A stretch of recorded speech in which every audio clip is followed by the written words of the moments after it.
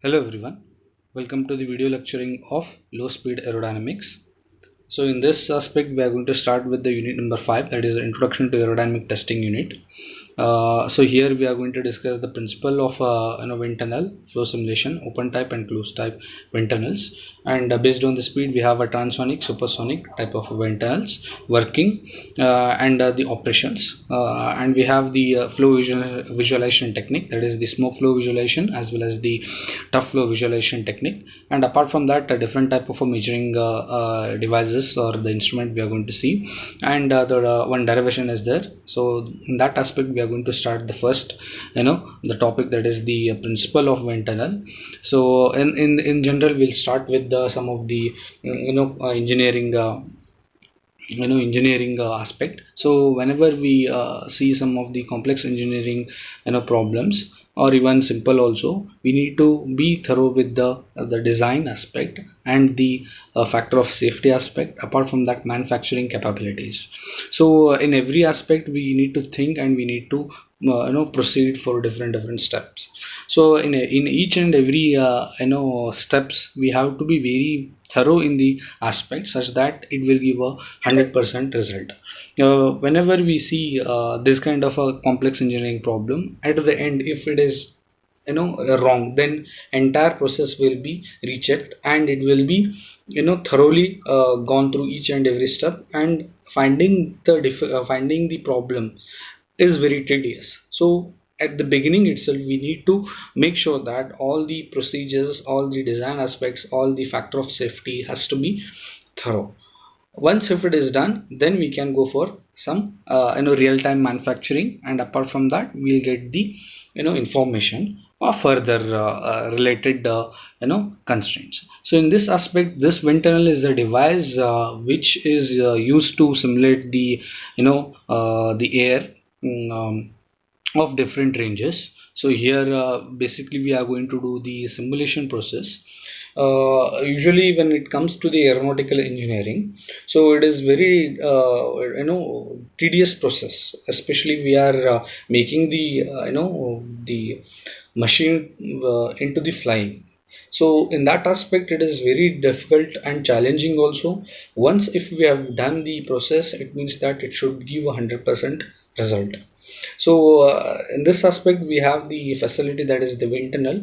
Of course that is there in our college also. So that is the principle, like we have the principle for it.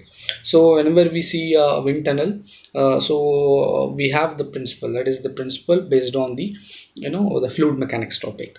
So here we are when it comes to the principle, so the air is moving, right, and the body we are going to keep as a stationary, right. So that is the first concept, that is the air is moving and the body is stationary. The same thing when it comes to the one more aspect, that is the air is still, the air is standing and the aircraft is moving, right. So both effects are similar to get the to get the same effects. So when the body interacts with the air, right, the solid body interacts with the air, so there you're going to get some of the forces related to it. So both effects are same. So whatever we have the facility in our college, that is the wind tunnel.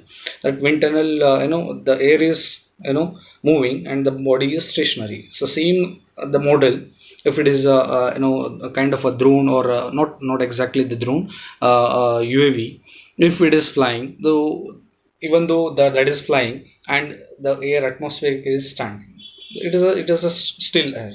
So the UAV is moving and the air is still, and here in the tunnel the air is moving, UAV is standing.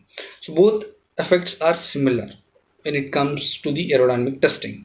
So in that aspect we are going to get the results, like whatever we are getting, that is the force whatever we are getting, so lift force, right, side forces we are going to get, and apart from that the drag also we are going to get. So that we need to check.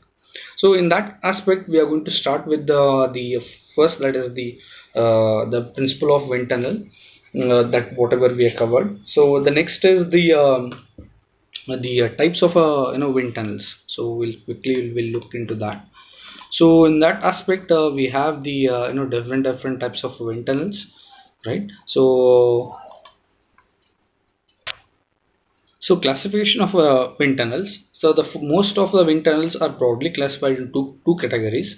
That is based on the shape and based on the flow speed in a test section in the test overall.